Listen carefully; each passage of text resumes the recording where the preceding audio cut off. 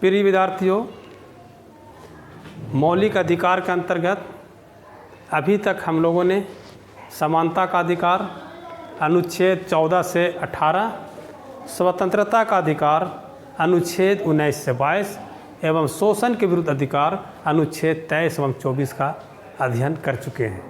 आज हम लोग धार्मिक स्वतंत्रता का अधिकारों का अध्ययन करेंगे, जिसका उल्लेख भारतीय संविधान के अनुच्छेद 25 से लेकर के 28 तक में किया गया है। अनुच्छेद 25 धर्म की स्वतंत्रता से संबंधित है, जिसके अंतर्गत अंतःकरण की स्वतंत्रता, धर्म को मानने का अधिकार, आचरण करने का अधिकार, प्रचार या प्रसार करने का अधिकार सम्मिलित है। और ये जो अधिकार हैं व्यक्तिगत स्वतंत्रता से संबंधित हैं। आइए अब हम लोग समझने का प्रयास करते हैं कि अंतःकरण का क्या अर्थ है, इसका क्या तात्पर्य है। अंतःकरण का अर्थ हुआ अपनी इच्छा से, अपने ख्वाहिश से किसी दूसरे धर्म को अपनाना, या हम यह कह सकते हैं कि दूसरे धर्म की जो अच्छी बातें हैं उसको आत्मसात करना अंतःकरण कहलाता है। इसके अंतर्गत हम यह भी कह सकते हैं कि दूसरे धर्मों की उपेक्षा नहीं करना, उनका सम्मान करना भी है। धर्म को मानने का अधिकार यानी प्रत्येक नागरिक अबाध तरीके से, निर्बाध तरीके से अपने धर्म को मान सकता है। राज्य द्वारा या किसी भी व्यक्ति या व्यक्तियों के समूह द्वारा उसको रोका नहीं जा सकता है। उसको धर्म मानने के लिए, उसका पालन करने के लिए रोका नहीं जा सकता है। इसके बाद आचरण करने का अधिकार यानी प्रत्येक व्यक्ति को अपने अपने धर्म का आचरण करने का अधिकार है। धर्म में जो भी धार्मिक आस्थाएं होती हैं, मान्यताएं होती हैं, उसका वह आचरण कर सकता है। प्रिय विद्यार्थियों, इस आलोक में हम कह सकते हैं कि सिख समुदाय या सिख धर्म को मानने वाले लोग जो होते हैं वह अपने साथ कृपाण रखते हैं। इसी तरह से मुस्लिम महिलाएं हिजाब रखती हैं और हिंदू महिलाएं जो हिंदू धर्म को मानती हैं वो सिंदूर का प्रयोग करती हैं। यह स्वतंत्रता व्यक्तिगत स्वतंत्रता को स्पष्ट करता है। इसके साथ साथ अनुच्छेद 25 में यह स्पष्ट रूप से कहा गया है कि प्रत्येक व्यक्ति अपने धर्म का प्रचार प्रसार कर सकता है। यहाँ पर थोड़ा इसको हम लोग समझने का प्रयास करते हैं कि इससे क्या आशय है धर्म का प्रचार प्रसार करने से। प्रिय विद्यार्थियों, आप अपने धर्म का प्रचार प्रसार करते हैं तो पूर्ण तरीके से अपने धर्म के प्रचार प्रसार करने के लिए हिंसा का सहारा नहीं ले सकते हैं, किसी के ऊपर दबाव नहीं बना सकते हैं। विद्यार्थियों, अनुच्छेद 25 हम जान चुके हैं कि व्यक्तिगत स्वतंत्रता प्रदान करता है। अब हम लोग अनुच्छेद 26 का अध्ययन करते हैं। अनुच्छेद 26 धार्मिक कार्यों के प्रबंध की स्वतंत्रता को स्पष्ट करता है, निर्देशित करता है। इसमें प्रत्येक धर्म अपने अपने धार्मिक स्थलों का निर्माण कर सकते हैं। जैसे हिंदू धर्म के जो धर्मावलंबी होंगे वो मंदिरों का निर्माण कर सकते हैं। इस्लाम धर्म के जो मानने वाले लोग हैं वह इबादत के लिए मस्जिदों का निर्माण कर सकते हैं। इसी तरह से चर्च का और गुरुद्वारा का निर्माण किया जा सकता है, यानी जितनी भी धार्मिक संस्थाएं होती हैं उसका निर्माण किया जा सकता है। इन धार्मिक संस्थाओं की देखरेख करने के लिए ट्रस्ट का भी निर्माण किया जा सकता है।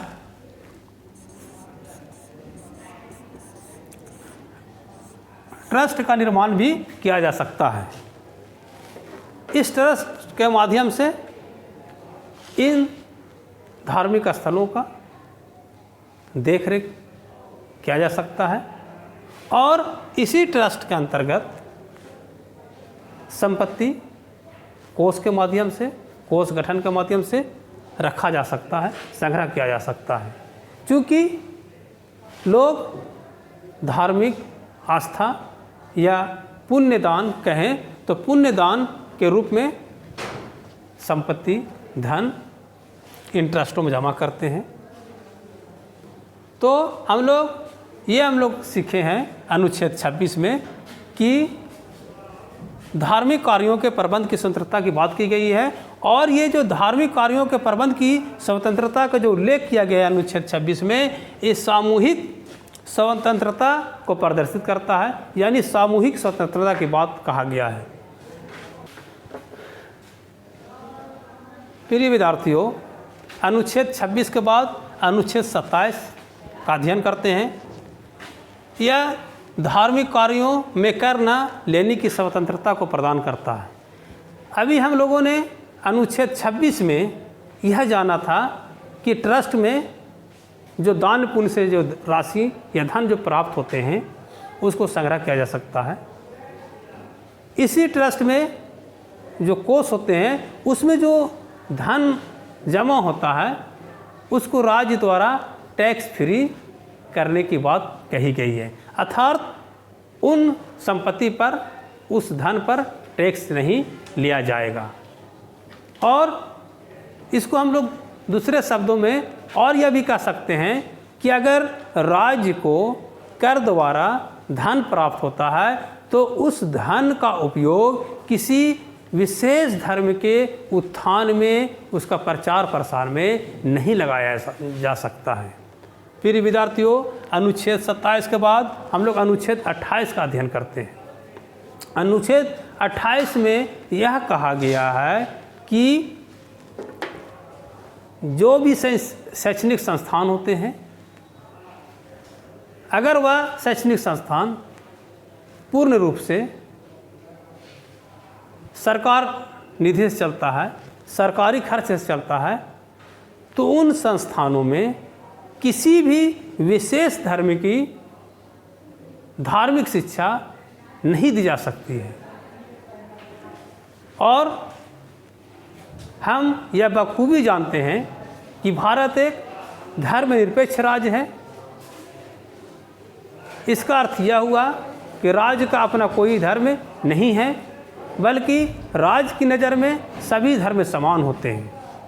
प्रिय विद्यार्थियों, शैक्षणिक संस्थानों में धार्मिक शिक्षा नहीं देने के पीछे एक लॉजिक इस तरह से प्रस्तुत किया जा सकता है कि चूँकि उन शैक्षिक संस्थानों में विविध धर्म को मानने वाले बच्चे पढ़ते हैं, विद्यार्थी अध्ययनरत रहते हैं, उनकी धार्मिक भावना ठेस न हो, उनकी जो आस्थाएं हैं उनको ठेस नहीं पहुँचे, इसीलिए कहा गया है कि जिन शैक्षणिक संस्थानों में सरकारी खर्च से ये संस्थाएं चलाई जाती है, वहाँ पर किसी भी प्रकार की धार्मिक शिक्षा या किसी विशेष धर्म की शिक्षा नहीं दी जा सकती है। प्रिय विद्यार्थियों, हम आशा करते हैं कि धार्मिक स्वतंत्रता के अंतर्गत अनुच्छेद 25, 26, 27 एवं 28 के द्वारा जो भी अधिकार दिए गए हैं वह आपको स्पष्ट रूप से समझ में आ गया होगा। धन्यवाद।